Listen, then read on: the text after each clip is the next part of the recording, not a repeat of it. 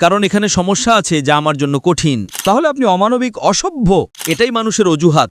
আপনি কি আমার উত্তর শুনবেন? কিন্তু আপনি মনোযোগ সরাতে চেষ্টা করছেন। তার মানে আপনাকে চেকআপের জন্য যেতে হবে। কারণ কি কারণ? আমার ধারণা আছে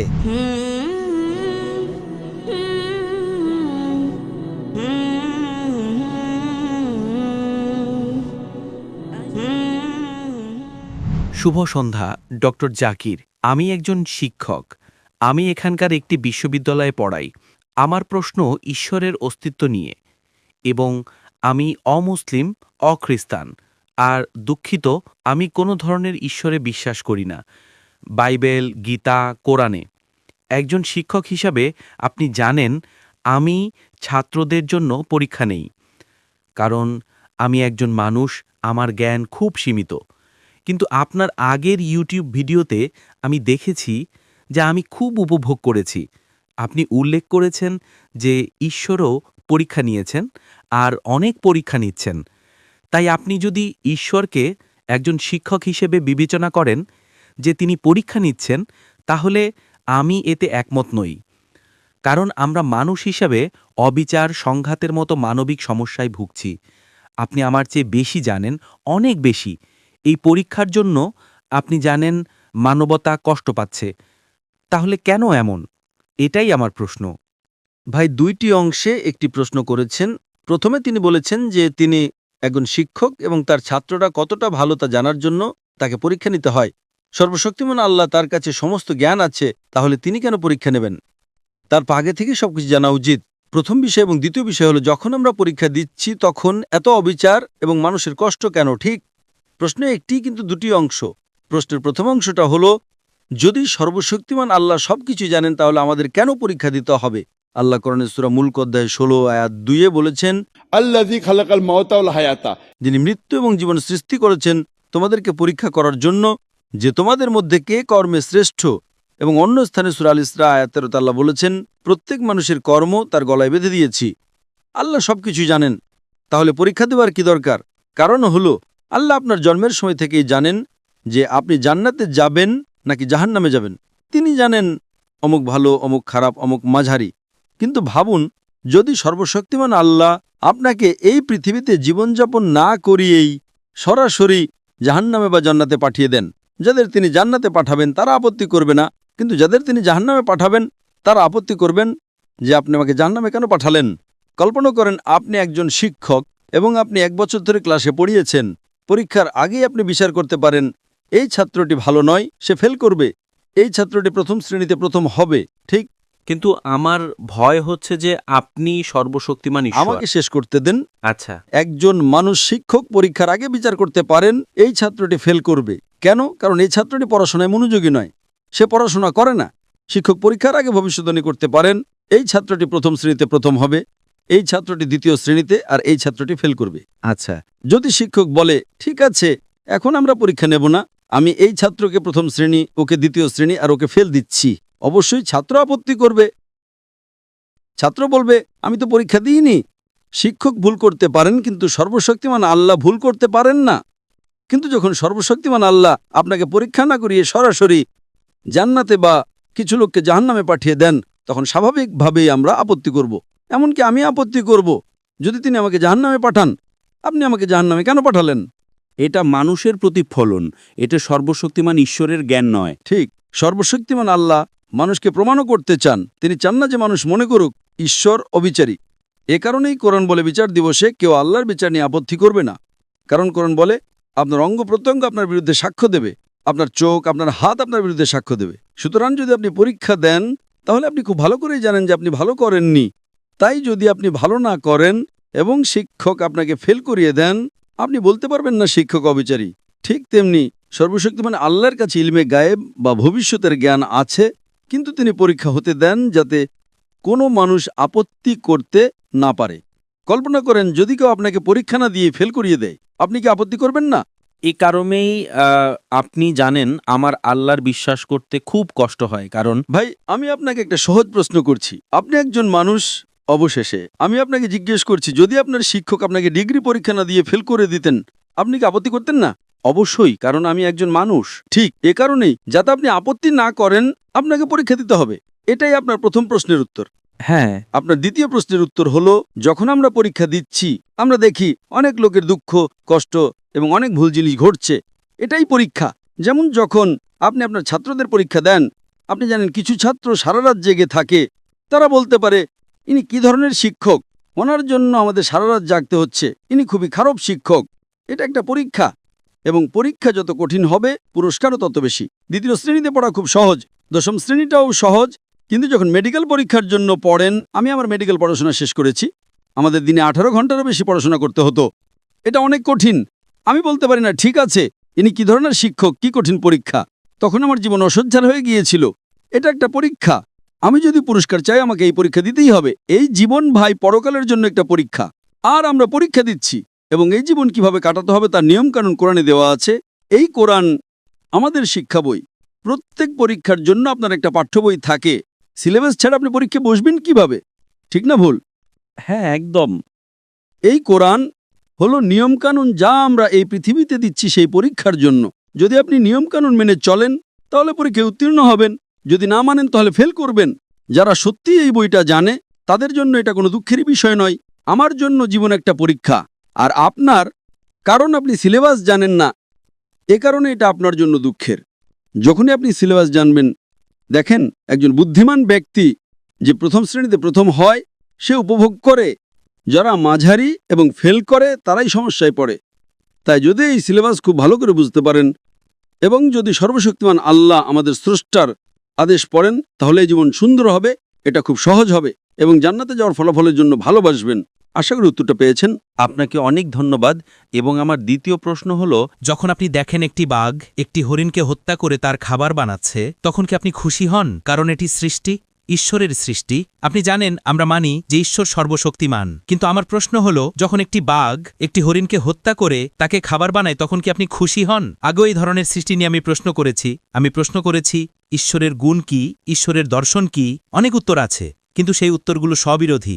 আর আমার মতে একজন কার্টুনিস্ট ঈশ্বরের চেয়ে ভালো। আপনি জানেন কার্টুনিস্ট তারা অনেক চিন্তাশীল, নিখুঁত ধরনের জিনিস আছে। এটাই আমার প্রশ্ন। ভাই বলেছেন একজন কার্টুনিস্ট একজন স্রষ্টার চেয়ে ভালো, কারণ সে একজন নিখুঁত। আর আমি কি একটা বাঘকে হরিণ হত্যা করতে দেখে খুশি হই? এটাই তো। হ্যাঁ, আমাকে এমন একজন কার্টুনিস্টের নাম বলুন যিনি নিখুঁত। অনেক আছে, আমি আপনাকে জিজ্ঞাসা করছি, দয়া করে আমাকে একজন কার্টুনিস্টের নাম বলুন যিনি নিখুঁত। তাকে এখন নোবেল পুরস্কার দিতে হবে। যেমন টম অ্যান্ড জেরিতে সমস্যা ছিল, কিন্তু শেষে আপনি জানেন টম অ্যান্ড জেরিতে নিখুঁত কি আছে? এটা তো বিনোদনের জন্য, শেষে সবকিছু ঠিক হয়ে যাবে। টম অ্যান্ড জেরি কি নিখুঁত? আপনি কি মনে করেন টম অ্যান্ড জেরি নিখুঁত? হ্যাঁ, কার্টুনে অসম্ভব জিনিস সম্ভব করা হয়। তাহলে তো আপনার টম অ্যান্ড জেরির মতো দেখতে হওয়া উচিত। কোনো সমস্যা নেই, তাহলে আপনি টম অ্যান্ড জেরি হয়ে যান না কেন? আপনি ইঁদুর এবং বিড়াল হয়ে যান না কেন? আচ্ছা, আমার প্রশ্ন হলো, আপনি কি খুশি? আপনি কি ইঁদুর হতে চান? এটি নির্ভর করে আপনি কি ইঁদুর হতে চান। এটি নির্ভর করে আমি ইঁদুর হতে চাইব না। এটি বুদ্ধিমত্তার উপর নির্ভর করে। যদি কোনো মানুষ আমাকে বলে সে ইঁদুর হতে চায়, তাহলে আমি একজন ডাক্তার, আমাকে তার মানসিক অবস্থা পরীক্ষা করতে হবে। আপনি কি ইঁদুর হতে চান? এটা নির্ভর করে, তার মানে আপনাকে চেকআপের জন্য যেতে হবে। আসলে আমার প্রশ্ন হলো, আপনি বলছেন টম নিখুঁত এবং জেরি নিখুঁত, ইঁদুর এবং বিড়াল নিখুঁত, তাহলে আপনি কি ইঁদুর হতে চান? দেখুন, যদি আপনি বুঝতে পারেন যে আপনি ভুল বলছেন তাহলে আমি দুঃখিত বলব এবং বিষয়টা শেষ করেন। যদি চালিয়ে যান, যদি ভুল করেন, একজন মানুষ বা ছাত্রের দুঃখিত বলা উচিত নিজের ভুলের উপর অটল থেকে বোকা হওয়ার চেয়ে। আপনি কি বুঝতে পারছেন না? আমি এমন কোনো সুস্থ মস্তিষ্কের মানুষকে চিনি না যে বলবে সে ইঁদুর হতে চায়। আর আপনি একজন শিক্ষক, আপনি ইঁদুর হতে চান? আমি একজন মানুষ, ঠিক, কিন্তু আপনি কি ইঁদুর হতে চান? আমি বললাম নির্ভর করে। আরে কি নির্ভর করে? কারণ আমি একজন ডাক্তার, যদি কোনো মানুষ বলে সে ইঁদুর হতে চায়, আমি তাকে একজন মনোরোগ বিশেষজ্ঞের কাছে পাঠাবো, ঠিক না ভুল? যদি আপনার কোনো ছাত্র বলে সে ইঁদুর হতে চায়, আপনি কি তাকে একজন মনোরোগ বিশেষজ্ঞের কাছে পাঠাবেন না?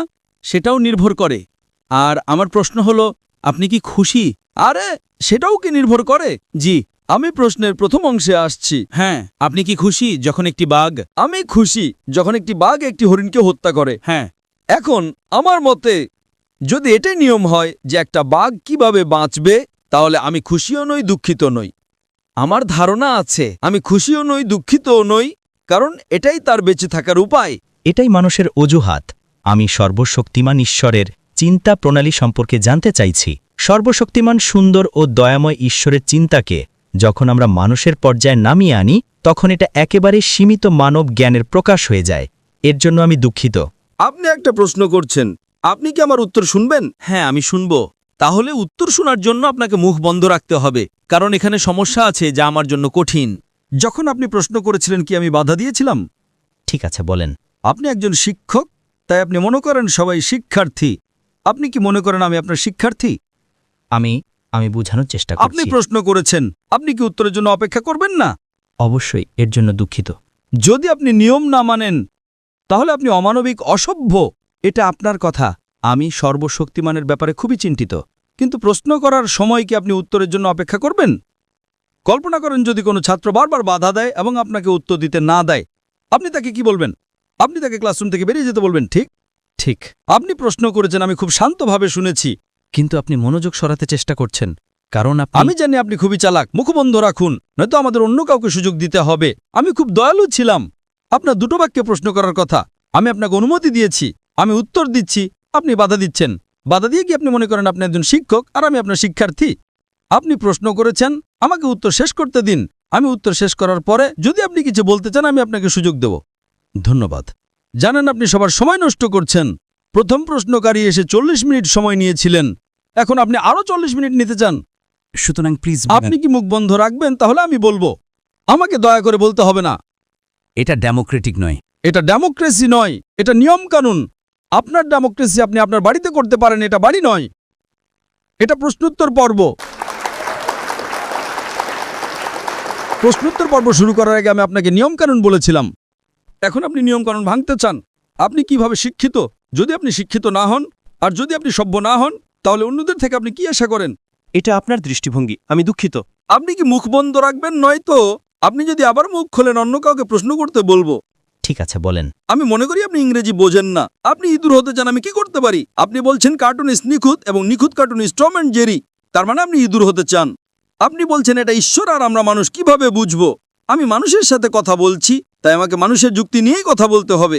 আমি ইঁদুরের যুক্তি বা বাঘের যুক্তি নিয়েও কথা বলতে পারি না। আপনি বললেন আপনি আমাদের মানুষের সাথে কথা বলছেন। অবশ্যই আমি মানুষের সাথে কথা বলছি। তাও যদি আপনি আমাকে প্রশ্ন করেন যে আমি কি খুশি যখন আমি একটা বাঘকে হরিণ হত্যা করতে দেখি, আমি খুশিও নই, দুঃখিত নই। আমি কেন খুশি হব এবং আমি কেন দুঃখিত হব? এটাই সৃষ্টির নিয়ম। যখন আমি শ্বাস নিচ্ছি, আমি লক্ষ লক্ষ জীবাণুকে হত্যা করছি। আমি কি খুশি? আমি খুশিও নই, দুঃখিতও নই। জীবন এমনই। আপনি যদি খুশি না হন তাহলে শ্বাস নেওয়া বন্ধ করুন। হ্যাঁ, আমার প্রশ্ন হলো, যদি আপনি দুঃখিত হন কারণ একটি সিংহ একটি হরিণকে হত্যা করে, আমি একজন ডাক্তার হিসেবে বলছি আপনি লক্ষ লক্ষ জীবাণুকে হত্যা করছেন, আপনার শ্বাস নেওয়া বন্ধ করা উচিত। আমি দুঃখিত। এটাই জীবন। আমি একজন ডাক্তার। আপনি লক্ষ লক্ষ জীবাণুকে হত্যা না করে কয়েক মিনিটের জন্য বাঁচতে পারবেন না। এভাবে সর্বশক্তিমান আল্লাহ বিভিন্ন সৃষ্টি করেছেন। কিন্তু যদি আপনি সৃষ্টির নিয়ম ভাঙেন, যদি আমি আনন্দের জন্য, শিকারের জন্য অপ্রয়োজনীয় একটি হরিণকে হত্যা করি, তাহলে আমি খারাপ হব। শিকারের জন্য, আনন্দের জন্য আমি আমার আনন্দের জন্য একটা পিঁপড়াও হত্যা করতে পারি না। ঠিক আছে, আমি নবী মুহাম্মদ সাল্লাল্লাহু আলাইহি ওয়াসাল্লামের মতে একটি চড়ুইও হত্যা করতে পারি না। কিন্তু সিংহ তার বেঁচে থাকার জন্য যদি সে একটি হরিণকে হত্যা করে, সে নিয়ম মানছে, কোনো সমস্যা নেই। কিন্তু আমি আমার আনন্দের জন্য, আমার শিকারের প্র্যাকটিসের জন্য, আমার শুটিংয়ের প্র্যাকটিসের জন্য একটি বাঘকে হত্যা করি, এটা সম্পূর্ণ ভুল, এটা মানবতার বিরুদ্ধে। কিন্তু আমি জীবাণু হত্যা করছি কারণ এভাবেই আমি বেঁচে থাকি। এভাবেই সর্বশক্তিমান আল্লাহ তৈরি করেছেন। তিনি লক্ষ লক্ষ জীবন্ত প্রাণী তৈরি করেছেন, কোটি কোটি। প্রত্যেকের নিজস্ব নিয়ম আছে। এই নিয়ম কানুন কোরআন কেবল মানুষের জন্য, বাঘের জন্য নয়, হরিণের জন্য নয়, ইঁদুরের জন্য নয়। ইঁদুর এবং হরিণের একটি ভিন্ন নিয়ম কানুন আছে। জীবন কিভাবে কাটাতে হবে এই নিয়ম কানুন মানুষের জন্য। সর্বশক্তিমান আল্লাহ মানুষকে পছন্দ করার স্বাধীনতা দিয়েছেন। বাঘ এবং হরিণের নিজস্ব কোনো স্বাধীন ইচ্ছা নেই। তারা অভ্যাস অনুসরণ করে, তাদের কোনো স্বাধীন ইচ্ছা নেই। কেবল মানুষ এবং জিনের স্বাধীন ইচ্ছা আছে। এখন যেহেতু আমাদের স্বাধীন ইচ্ছা আছে, সর্বশক্তিমান আল্লাহ আমাদের কিছু নিয়মকানুন দিয়েছেন। আপনি কি করতে পারেন আর কি করতে পারেন না। আপনি যদি কি করতে পারেন এবং কি করতে পারেন না সেই নিয়মগুলো মানেন, তাহলে আপনি এই পরীক্ষায় উত্তীর্ণ হবেন এবং জান্নাতে যাবেন। বিষয়টা হলো, আমি সর্বশক্তিমান আল্লাহর অস্তিত্ব নিয়ে একটি বয়ান দিয়েছিলাম, আপনি তা নিয়ে কিছুই বলেননি। যদি আপনি বিজ্ঞানে বিশ্বাস করেন তাহলে এটা কোরআনে কিভাবে হতে পারে? আপনি তা নিয়ে কিছুই বলেননি। এখন আপনি জিজ্ঞাসা করছেন যে একটি বাঘ হরিণ হত্যা করলে আপনি খুশি হন কি না। আমি খুশিও নই, দুঃখিতও নই। এভাবেই সে বাঁচবে।